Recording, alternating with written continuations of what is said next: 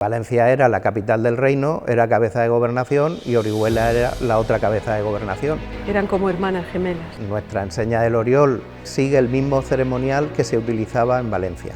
Aquí se hablaba valenciano. Yo tengo libros en la parroquia del siglo XVI i XVIII totalment en valenciano. Fins als 19 anys no vaig saber que fa 300 anys el català regnava al carrer d'Oriola.